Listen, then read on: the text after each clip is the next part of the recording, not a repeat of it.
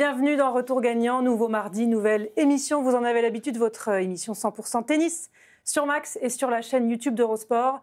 On est en plein tournoi de Rome et on est en très belle compagnie aujourd'hui avec Justine Henin. Salut Justine. Salut Anne, salut Bertrand.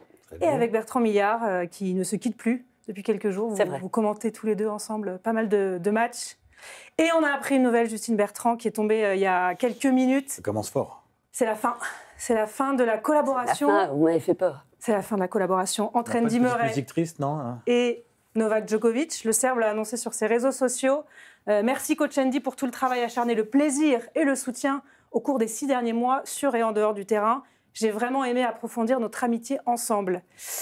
Première petite réaction, il parle d'amitié. Est-ce que c'est une collaboration sportive ou c'était C'était plus une amitié qu'une collaboration sportive finalement. Ils ont essayé. Le choix nous avait surpris quand même. Le fait que Murray était joueur encore quelques semaines avant et finalement passe directement de ce rôle de joueur à coach, avec en plus un joueur qui était son rival pendant de très nombreuses années. Ils se sont joués un nombre de fois important en finale de Grand Chelem notamment. Et oui, le choix avait surpris. On s'est demandé si ça allait fonctionner. Ça n'a pas fonctionné. 0 titre ensemble. Il n'a même pas pu aller chercher le 100e titre, le fameux 100e titre de Novak Djokovic. Donc, c'est un petit peu surprenant. Mais, alors, on ne sait pas. On ne connaît pas les tenants et les aboutissants, on ne va pas inventer. Mais est-ce que Djokovic sent qu'il est moins motivé ? On le sent qu'il est moins motivé, ça se voit dans ses tournois actuellement, dans ses matchs.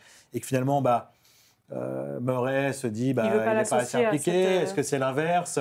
Difficile à dire, mais finalement, il a dû se rendre compte que ce n'était pas la bonne solution, tout simplement. Oui, moi, je ne suis pas tellement surprise en fait, de ces décisions. Après, c'est vrai qu'on peut poser la question du timing. On s'était dit au moins jusque Wimbledon, ce qu'ils avaient déjà évoqué l'après-Open d'Australie en disant on se remet à table, on voit si on a encore envie d'avancer. Donc, avait-il vraiment beaucoup d'attentes finalement l'un et l'autre ? Ce qui est sûr, c'est que Novak Djokovic, il est allé chercher Andy Murray. Il avait des choses à lui apporter, mais c'était une manière d'aller retrouver un peu de feu aussi. Je pense que c'était ça, c'était se dire avec quelqu'un comme Andy Murray, je vais devoir répondre présent, je vais devoir retrouver cette motivation, je vais devoir lui offrir ça rejoint ce que tu dis Bertrand, et le fait probablement d'être vraiment en questionnement par rapport à son envie, par rapport à sa motivation, Novak Djokovic, c'est peut-être, on peut l'imaginer en tout cas, ça qui a précipité cette décision. Je ne suis pas psy, mais peut-être que finalement, Novak Djokovic qui a perdu ses 2 rivaux, est venu combler Nadal. Non, mais c'est un vide énorme pour lui. Parce que c'est ça qui l'a nourri pendant des années. Il avait peut-être besoin finalement d'avoir le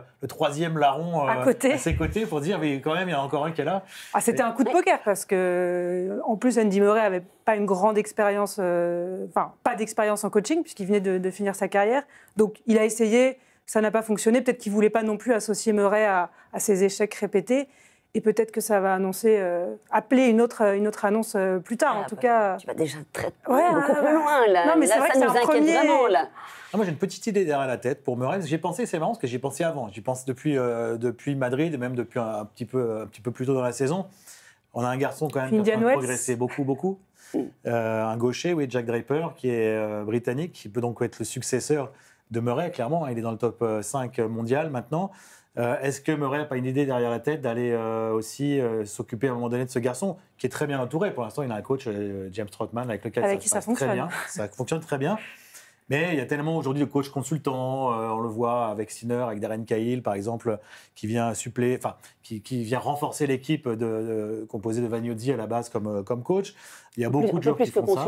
Oui, plus que consultant, mais il y a beaucoup de joueurs qui ont au moins 2 coachs, évidemment maintenant. Peut-être qu'un joueur britannique, ça peut intéresser quand même Andy Murray. On rappelle quand même Andy Murray a été le successeur de Fred Perry. Il y a eu une attente interminable pour le tennis britannique avant de regagner un grand chelem chez les hommes. Et peut-être que maintenant, ça peut s'enchaîner avec un autre joueur. L'expérience de la gestion de cette pression, de cette attente de tout un pays sur Draper aussi. Donc on verra Murray à Wimbledon à côté de Draper, c'est l'annonce. Peut-être pas, mais après, est-ce qu'un Écossais va accepter de faire gagner un Anglais ? Là, c'est autre chose. Mais on va plus loin. On joue sous bannière, sous l'Union Jack. C'est la Grande-Bretagne. Et Djokovic, pour l'instant, va continuer avec l'entourage qu'il a, mais il n'a plus de coach. Parce que Andy Murray était son coach attitré et il n'y a plus personne à côté de lui. Est-ce qu'il a besoin C'est impossible de répondre à cette question-là parce qu'on ne sait pas ce qui se passe vraiment dans la tête de Novak Djokovic. La zone de turbulence, elle est colossale et ça vient vraiment, vraiment de lui, hein, de ses ressources intérieures, de son envie encore d'être là, de donner sens à tout ça.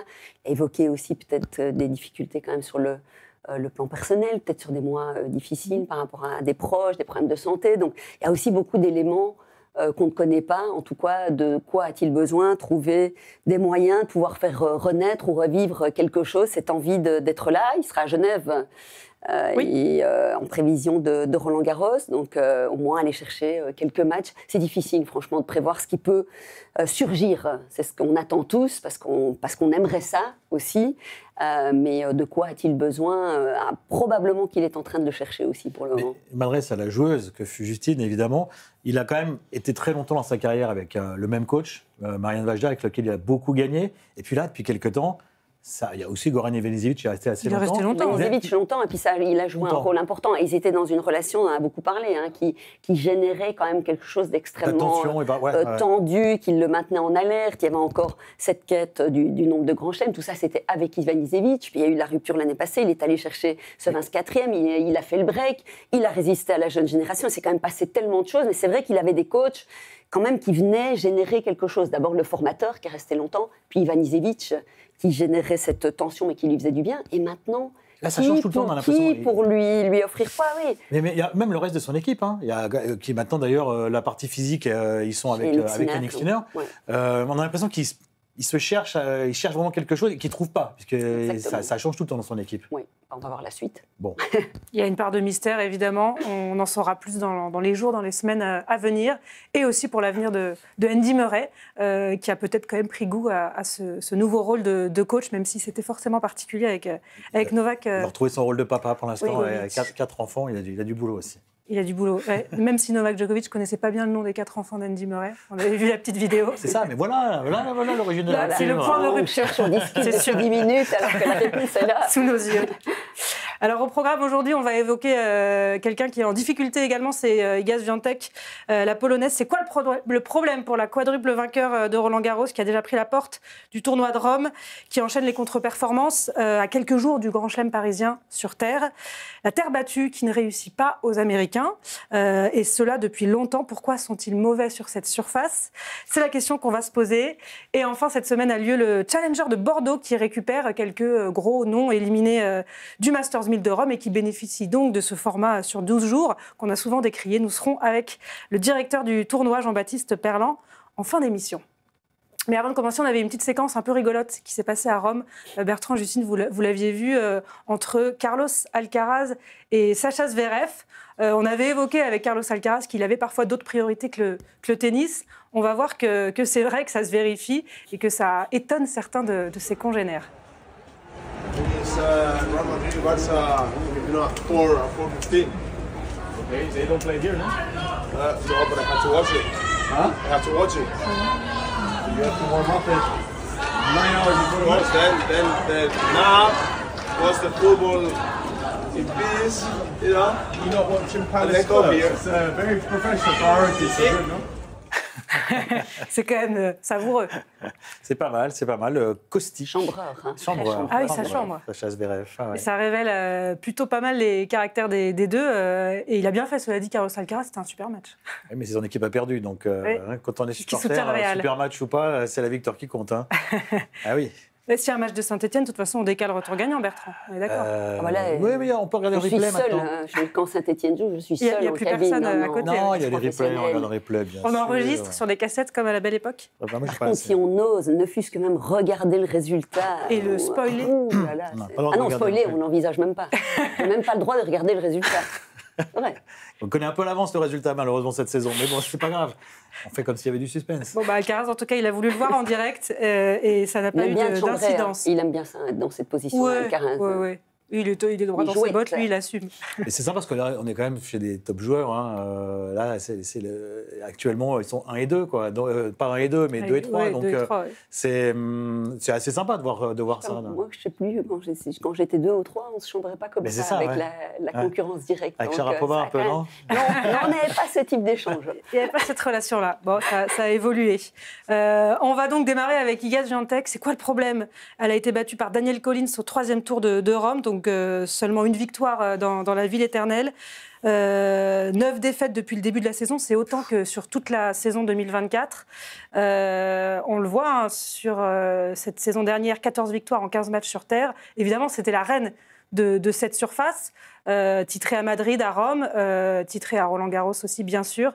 Et en 2025, eh bien, il n'y a eu aucun titre pour l'instant. Il n'y a eu aucun titre d'ailleurs depuis Roland-Garros 2024. Oui, malgré le fait qu'elle ait été assez régulière. D'ailleurs, c'est encore un des éléments positifs qu'elle essaye de mettre en avant. Je pense que ça ne faisait pas spécialement mal jusque-là. Maintenant, on est sur la terre battue qu'elle aime tant, à l'approche du tournoi qu'elle a gagné à 4 reprises, elle est triple tenante du titre. Donc s'il y avait bien un moment pour en tout cas essayer de se retrouver ou continuer à montrer sa domination, c'était maintenant. Et là, ça va prendre une autre consistance, parce que sur terre, on l'a vu à Madrid, on le voit quand même 6-1 face à Gauff, à Madrid, ici face à Collins, ça a été quand même dans un état, elle est passée par vraiment un état émotionnel très très complexe, elle a mis beaucoup de temps à se présenter, on a d'ailleurs dit qu'elle ne se présenterait pas en conférence de presse, puis finalement elle est arrivée avec les yeux rougis, donc on sent que là, ça fait mal. Au plus profond, c'est peut-être le moment où ça doit exploser, justement, que les choses sortent, qu'elle puisse analyser, pour qu'elle puisse comprendre ce qui est en train de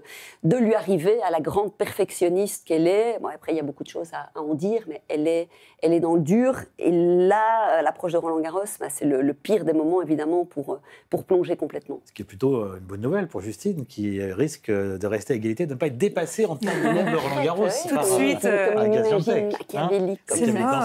C'est pas vrai. Justine adore cette joueuse. J'adore cette joueuse. Et puis j'adore que c'est pas un record, mais en tout cas que des joueuses et des joueurs continuent à aller nous offrir des histoires à raconter. C'est ça qui inspire les plus jeunes. Donc, non, le 3e titre consécutif l'année passée, c'est un petit pied. Voilà, reste compétitrice. Bien sûr. Après, il y a aussi, il y a eu un changement là aussi de staff technique. Oui. Elle était avec un coach expérimenté, qui était le coach d'Agnieszka Radwanska avant, de même nationalité qu'elle, polonaise. Vous voyez bien que je... bravo, merci de l'avoir dit, parce que moi, je ne prenais pas le risque. C'est quand même pas très, très facile à dire. Elle a changé, elle a pris Wim Fissette, qui était l'ancien coach de Kim Clijsters notamment, et d'autres joueuses, Osaka, par exemple. Kerber, elle a coaché beaucoup de joueuses. Oui. Et visiblement, ça ne fonctionne pas. Alors, faut-il changer une relation qui marche pour essayer, je ne sais pas, on n'est jamais à l'intérieur, encore une fois, comme le dit Justine, mais force est de constater que ce changement d'entraîneur n'a pas porté ses fruits et qu'elle n'a pas le même succès qu'avant. Non, après, c'est un des éléments. Je pense qu'elle vit des choses complexes depuis un moment. Je pense quand même qu'une des bases, c'est vraiment son côté très perfectionniste. Elle a vraiment envie de faire les choses d'une certaine manière. Elle a le statut quand même qui a été le sien, et la domination qu'elle a pu avoir, et notamment évidemment sur terre battue. On a senti à plusieurs moments quand même dans sa jeune carrière à quel point c'était une pression qui était parfois difficile à supporter. On a vu aussi dans ces 3 années avec son coach, on a vu sur la fin qu'il y avait quand même des moments de tension qui étaient en train de s'installer, mais on peut imaginer, on peut revenir quand même toujours à cette question-là. La pression sur ses épaules, peut-être... Elle n'a pas encore 24 ans. Exactement, ouais. Peut-être aussi de sentir que sur les autres surfaces, son tennis n'évoluait peut-être pas non plus suffisamment pour pouvoir briller ailleurs. On pensait que la victoire quand même à l'US Open allait la libérer un petit peu aussi de cette pression-là, mais il y a quelque chose qui s'installait là, petit à petit. La sortie de son match face à Osaka l'année dernière et le discours qu'elle a vis-à-vis à Roland-Garros, le discours qu'elle a vis-à-vis du public, on sent déjà qu'elle n'est pas spécialement bien. À ce moment-là, elle parle de choses qui probablement dont on ne doit pas parler. À ce moment-là, elle est complètement à côté du sujet. On sent qu'elle est à fleur de peau. Je pense que ça a été très, très dur d'aller chercher ce titre-là. Elle perd aux Jeux Olympiques sur le cours Philippe Chatrier. Où elle est très attendue parce qu'on se dit très mal. Donc il y a plein de choses qui se passent. Plus tout ce qu'on ne sait pas, il y a ce contrôle.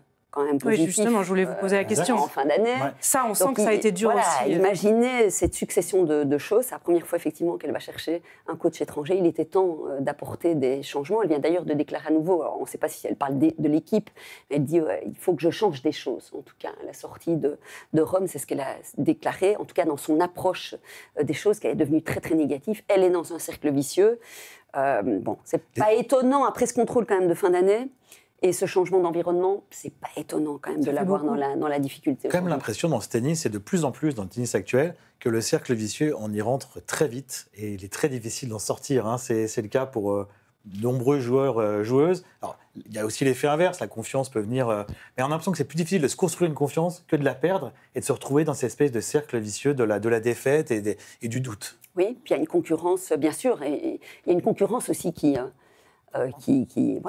C'est ça, peut-être qu'elle a un peu stagné et que les autres ont progressé. Quand même, qui a pris, je pense, un ascendant. Sabalenka, je pense que ça risque de faire mal ici à Roland-Garros, parce qu'avec la finale perdue à l'Open d'Australie, on sent quand même une envie, vraiment, il y a beaucoup d'ambition, elle est capable de très bien jouer, elle l'a déjà montré à Roland-Garros, c'est ce qu'elle peut déployer. Tout ça, ça commence à mettre de la pression. Quand on voit les défaites de Swiatek depuis le début de l'année, il y a eu Eala, la jeune joueuse qui est en train d'arriver, Ostapenko à plusieurs reprises, Andreeva, qui est aussi en train de monter. Donc la différence, la domination qui était la sienne sur terre battue, elle a continué, elle a duré, mais peut-être qu'elle est en train aussi de sentir que l'étau se resserre. Et sur les autres surfaces, surtout là, elle n'a pas pu vraiment se démarquer, aussi parce qu'il y a des limites au niveau de son jeu et au niveau de son évolution tennistique. L'impact physique, et ça aussi c'est important. Ça use quand même de jouer comme elle arrive à le faire. Elle a beaucoup enchaîné ces dernières saisons, elle a quand même répondu présent. Elle est probablement aussi un petit peu usée pendant que des choses n'ont peut-être pas tout simplement évolué. Alors, est-ce que la solution, c'est pas à un moment donné de dire un petit peu stop Il y avait des rumeurs qui allaient dans ce sens-là. Prendre du recul. Définitivement, mais de prendre un peu de recul. Non, je ne parle pas d'un arrêt de carrière. Il y avait des rumeurs comme quoi après Roland-Garros, elle ferait une pause, elle ferait l'impasse sur le gazon. Elle a démenti ça en disant que non, elle voulait continuer à apprendre, à évoluer sur le gazon, qui est une surface sur laquelle c'est très, très compliqué pour elle. Mais c'était dans l'air. Des pauses, oui, par moment, ça fait du bien. Il y en a qui en ont besoin, il y en a qui ont eu l'occasion de les prendre. C'est toujours difficile de revenir dans un monde, effectivement, je dis toujours, je ne vais pas plaindre les joueurs et les joueuses, ils restent très privilégiés, mais dans un monde exigeant, où cette pression, quand même médiatique, je pense que sur Swiatek, ça pèse. Elle l'a évoqué, elle parle des médias polonais, des paparazzis. Et je pense que ça la pèse énormément. On en revient toujours aussi à la problématique des réseaux sociaux. Tout ça, aujourd'hui, ça pèse beaucoup plus quand même sur les épaules des joueurs. Ouais, elle a parlé de la pire période de sa vie au moment de cette sanction, du test positif qui est sorti. C'est quelque chose qui nous suivra toujours, quoi qu'il arrive, dans notre vie. Donc c'est vrai qu'on sent que ça lui pèse au quotidien, le regard des autres, même si elle a dit que ça avait été accueilli avec bienveillance. Et pour Roland-Garros, elle a peu d'attentes. Ce serait stupide d'en attendre beaucoup parce que je ne suis pas capable de jouer mon jeu à l'heure actuelle. On verra si elle a les ressources pour... C'est lucide, moi. Elle a raison. Pour se relancer. Oui, effectivement, elle est lucide, elle se rend compte. Moi, j'ai regardé là un petit peu... revisionner un peu son match face à Collins, on sent que là où normalement elle est totalement en maîtrise de ce qui se passe, elle arrive à lire les intentions de ses adversaires, elle est dans le rythme. Là, elle est surprise presque en permanence. On voit qu'elle perd le fil aussi, donc tennistique et forcément derrière sur le plan émotionnel. Elle va arriver sans ambition, sans risque, sans attente. Favorite. Elle ne sera pas favorite cette année, malgré tous ses titres, c'est terrible, mais je ne pense pas qu'on va la considérer comme la favorite. Après, c'est une championne quand même au fond d'elle-même. Il ne faut pas oublier cette capacité à venir sortir tout à coup, vous arrivez dans un lieu qui est... Elle est chez elle, à Roland-Garros. C'est l'endroit où elle se sent le mieux au monde. Alors, il y a eu cette défaite l'année passée, il va falloir qu'elle... Au jeu, on espère qu'elle a été capable, au jeu, capable de l'évacuer. La magie du lieu qui peut opérer, qui peut venir faire renaître peut-être quelque chose chez Iga Swiatek, mais avec le regard extérieur qu'on peut avoir aujourd'hui, on se dit que ça va peut-être être là où elle va sombrer peut-être le plus avant peut-être de rebondir, mais on verra. La championne peut encore parler et nous surprendre. Alors, Iga Swiatek est en difficulté sur terre cette saison. Ce n'était pas le cas les 5 dernières années. Mais il y a un pays qui est en difficulté sur terre depuis bien longtemps. Ce sont les États-Unis. Les joueurs américains, en tout cas chez les garçons, qui ne sont pas très bons sur terre battue, c'est le moins qu'on puisse dire, Justine Bertrand. Ils ne sont pas mauvais, ils sont très mauvais. C'est dit. Alors là, à Rome, en huitième de finale, il ne reste plus que Tommy Paul, sous réserve du match qui aura lieu dans les heures qui viennent. Sur les 11 Américains engagés sur ce tournoi, il y avait 6 têtes de série, Fritz, Tiafoe, Shelton, ils sont tous sortis très tôt. Qu'est-ce qui leur manque aux Américains pour être performants sur cette surface sur laquelle ils ne grandissent pas quand même? Alors, vous savez que c'est la période des allergies en ce moment, Anne, le nez qui coule, ça pique les yeux, etc. Eh bien, c'est de la période d'une grande allergie pour les Américains aussi, l'allergie à la terre battue, malheureusement. Ils n'aiment pas. Ils n'aiment pas ça. Pourquoi? Plusieurs éléments de réponse. Justine aura la sienne aussi, mais la première, c'est la façon dont on apprend à jouer au tennis aux États-Unis. On apprend à jouer sur dur. Et on apprend à jouer un certain type de tennis qui est souvent à base de service, de gros coups droits. Ça a commencé avec Nick Bollettieri, les Jimmy Arias, sur André Agassi, etc. On connaît tous ce style de tennis-là. Avec un jeu, en général, des trajectoires assez tendues. Donc, on passe au-dessus du filet, on ne prend pas beaucoup de marge, on n'est pas tellement dans le grattage de balles comme on l'aime sur terre battue. Et on construit ses points plutôt sur du court terme. On n'est pas forcément dans la grande patience et dans la construction... pas de limite fond du cours. Voilà, en construisant coup après coup, etc. Donc tout ça fait que... Et puis c'est une surface plus lente aussi, la terre battue, où le service a moins de prise. Bref, tout ça fait que, d'abord, ils ne jouent pas beaucoup sur terre battue. La terre battue aux États-Unis, ce n'est pas du tout la même. Il y a un seul tournoi ATP sur terre battue aux États-Unis, c'est Houston. Oui, mais c'est une terre battue qui est maintenant rouge d'ailleurs, mais avant c'était terre battue vert-grise, là, mais ce n'est pas la même terre battue du tout. Ce n'est pas le même terrain. Donc déjà, ils ne jouent que très peu quand ils sont jeunes. Donc, ils apprennent, quand ils deviennent pros, ils apprennent à y jouer en Europe. Mais en général, on ne sait pas glisser, on n'a pas le bon déplacement sur terre battue. C'est en général plutôt des joueurs agressifs, attaquants que défenseurs. Donc tout ça fait que... Et surtout l'histoire du lift. C'est pas en général très peu des grands lifters, les Américains.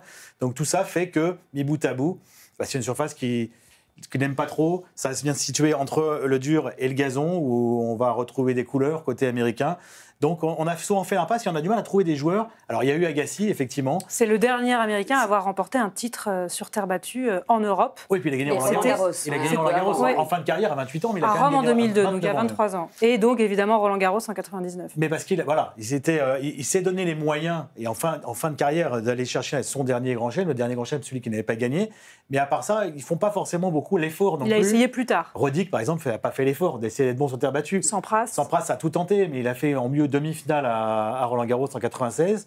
Il avait gagné dans le jeu moins de possibilités qu'un Agassi de pouvoir s'y adapter aussi. Alors justement, Justine, la question elle est avant tout quand même technique et tactique. Qu'est-ce qui fait que les Américains n'y arrivent pas? C'est quand même un peu la façon dont ils se construisent au niveau de leur tennis. Tu as donné beaucoup d'éléments, Bertrand. Non, c'était très complet. Non, mais l'éducation, alors qu'est-ce qui manque là aussi? De l'inspiration maintenant, mais forcément. À partir du moment où on n'a pas de joueur de son pays qui arrive, on remonte à Agassi en 99 à Roland-Garros, en 2002 en Masters 1000, et puis derrière, plus rien. Je regardais un petit peu ce matin, Roddick par exemple, Monte-Carlo, il l'a joué, alors c'est particulier, ça vient juste après Miami, mais là où il jouait souvent bien. 2002-2003, et puis plus de Monte-Carlo. Donc, à un moment donné, il n'y a plus que 2 chances derrière. C'est à Madrid, c'est à Rome. On a très peu de temps pour... Enfin, on ne se donne plus les moyens, en fait. Donc, à partir du moment où il n'y a pas l'inspiration, parce qu'il y en a très peu qui ont performé, qu'on n'a pas cette éducation, effectivement, de grandir sur une surface qui nécessite quand même du travail et du temps. On ne peut pas se dire j'ai eu aucune formation sur terre battue, et puis voilà, l'espace de... Je vais arriver là en Europe, et en une semaine... je vais trouver des sensations et ça va se mettre en place. Ça, c'est impossible. Donc, à un moment donné, ce sont des vrais choix de se dire, je fais l'impasse sur vraiment certains tournois, à se dire, il n'y aura pas d'Indian Wells Miami, parce qu'à un moment donné, je vais prendre mes valises, je vais aller en Europe, je vais m'entraîner, je vais me donner du temps. Personne ne fait ça et c'est difficile aussi à faire comme choix. On est tellement loin, effectivement, de leur éducation tennistique et sur les aspects techniques. Ils ne savent pas non plus se déplacer sur terre. Ils glissent à peine. Alors, on est tenté, on essaye. Il y a un Fritz demi-finale à Monte-Carlo, à Finale à Munich l'année dernière. Madrid aussi ou pas? Non, ça le demi-finale à Rome l'an dernier. Ici l'année dernière. Donc on a comme ça, on a retrouvé des Américains qui vont chercher une petite demi-finale dans un des tournois de préparation. Rien de plus, mais à partir du moment... Donc, de temps en temps, si les conditions sont bonnes, si la forme du début d'année est bonne, on sent qu'il y a un peu plus d'envie, on sent qu'il y a un discours qui change, mais c'est pas sur un discours qui tout à coup va être positif l'espace de 15 jours que les choses vont vraiment changer. Donc je pense que ça va... Ça veut dire que ce n'est pas un objectif pour eux, Roland Garros. Ils ne se donnent pas les moyens d'aller... C'est mondial. C'est ça, c'est quand même des top joueurs. Après sa défaite contre Girona. Alors cette semaine, c'est très marqué. C'est pour ça que c'est bien qu'on en parle aujourd'hui. Mais surtout à Rome, à Shelton, c'était assez catastrophique. Bon, Tiafoe, le problème, il est plus large que simplement la terre battue. Mais en disant que ça ne vient pas arranger les choses. Et Fritz, quand même, ça a évolué dans la... Fritz, c'est quand même un garçon dont la mentalité a évolué à beaucoup de niveaux. Et on l'avait aussi quand même un petit peu senti sur terre battue. Il est dans un contexte aussi un peu différent cette année, avec un statut qui a changé, avec des attentes. Il va falloir aller défendre beaucoup de points dans les prochaines semaines, dans les prochains mois. Donc, on peut imaginer que son statut est différent. C'est vrai qu'on ne l'a pas senti au meilleur de sa forme, c'est le moins qu'on puisse dire, et pas abattu non plus, mais vous le verrez toujours plus abattu sur le sol américain sur dur que d'une défaite sur la terre européenne. Anne, si on a entendu un Draper. Tu mets 4-0, 45 dans un set, tu le perds. Casse ta raquette, non? Moi, je casse ma raquette. Non, je suis très calme, moi. D'accord. Non. Bon, comme Fritz, alors. Parce que là, il a perdu le set, mais le match avec, mais le beau, tu n'as pas l'air de le faire trop mal. Ça dépend où c'est. Non, mais par exemple, un Draper... La mentalité d'Américain, c'était rabattu. Il a dit que pour être complet, pour vraiment assouvir ses ambitions, il fallait qu'il soit bon partout. C'est Draper qui a dit ça. Oui, Draper. Oui. On ne parle pas d'Américain, mais pour dire l'ambition aussi de devenir un joueur complet, d'aller chercher les plus grands titres. Il l'a prouvé, bien sûr. Il a un jeu quand même qui va permettre plus de choses. Ça va pas être la surface sur laquelle il va réussir s'exprimer le mieux. On l'a vu quand même en termes avec son coup droit, effectivement, de gaucher, qu'il est capable de travailler. Oui, les Américains sont des gros serveurs. Ils aiment faire le point quand même très vite avec ce gros coup droit. L'apprentissage de la glissade. Oui. Là, vraiment, comment on apprend à se déplacer sur terre battue et donc à couvrir aussi plus de terrain dans des échanges qui sont plus longs. Donc, c'est aussi la culture de la patience. Quand on n'apprend pas à jouer au tennis comme ça, c'est quand même très difficile en cours de route, quand on a très peu de temps, quand on se donne très peu de temps pour le mettre en place. Alors, j'entends déjà d'ici, j'entends les détracteurs qui disent oui, mais attendez, Agassi a quand même gagné en 99 et Serena Williams a gagné 3 fois. J'allais dire Serena, elle s'est donné les moyens. Agassi en 99, petit chelem.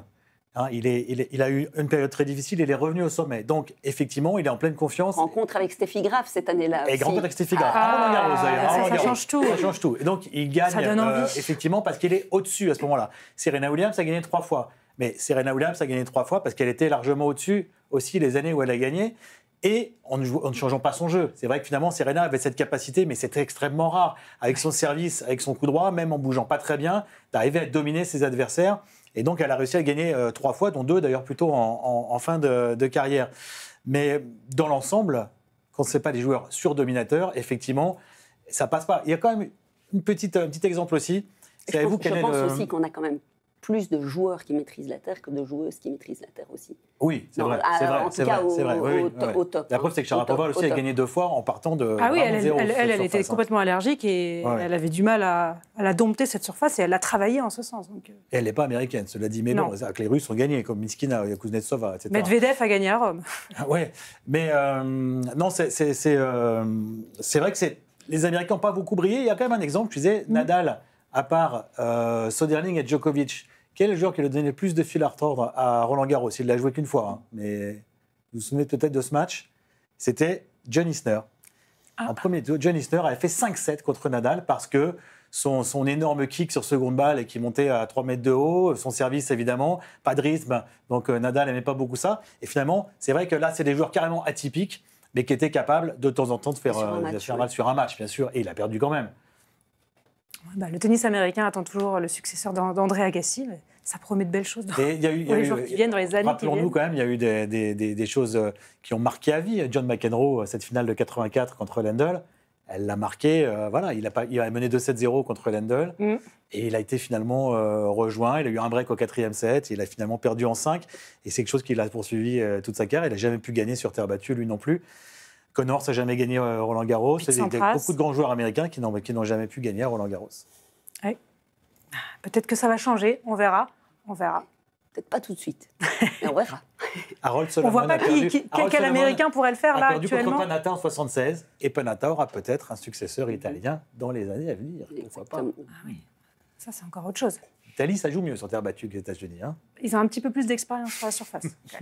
Et là, si on devait choisir un joueur américain actuel, celui qui a le plus de chance, tu dirais Fritz, toi Justine, parce que parce que je pense que c'est celui qui aujourd'hui l'ambition, l'état d'esprit, celui qui a déjà accompli le plus de choses. J'en vois pas. On dit Tommy Paul parce qu'il est dans le tournoi à Rome et qu'il a fait 2000 l'année passée, mais je le vois pas non plus. Grand chelem. En grand chelem, à Roland Garros, aller vraiment plus loin. Donc je dirais comme ça naturellement Fritz, de par quand même un état d'esprit qui a beaucoup évolué. Voilà, et ça, on sait que ça compte, c'est important. De là à les gagner, bon, là, il y a un chemin qui paraît encore très long. Alors, il y a le tournoi de Rome qui débute sa deuxième semaine, mais il y a aussi le Challenger de Bordeaux qui a lieu cette semaine, en même temps donc que ce Masters 1000 sur 12 jours. Et ce Challenger rencontre un certain succès à 2 semaines de Roland Garros, puisqu'il n'a jamais été aussi corsé en termes de classement, avec un membre du top 30, 4 joueurs qui sont situés parmi les 36 premiers à l'ATP, au total 11 joueurs pensionnaires du top 100, donc Nakashima, Baez, Griekspoor, Mpetshi, Péricard pour ne citer que. Et nous sommes avec le directeur de ce Challenger à la Villa Primrose, Jean-Baptiste Perland. Merci d'être avec nous, Jean-Baptiste. Bonjour. Avec plaisir, bonjour à tous. Vous devez être heureux de ce plateau particulièrement relevé. Ça s'annonce assez excitant, cette édition 2025. Comment vous expliquez ce succès ? C'est la montée en puissance depuis quelques années. C'est vrai qu'on est passé en 2023 sur cette catégorie ATP qui a été créée d'ATP 175, c'est-à-dire la plus haute catégorie des tournois Challenger. Il y a 4 semaines seulement dans l'année avec l'ATP 175. C'est des tournois qui sont positionnés sur des secondes semaines de Masters 1000. C'est le cas cette semaine avec Rome. Cette catégorie 175 a beaucoup de très bons côtés.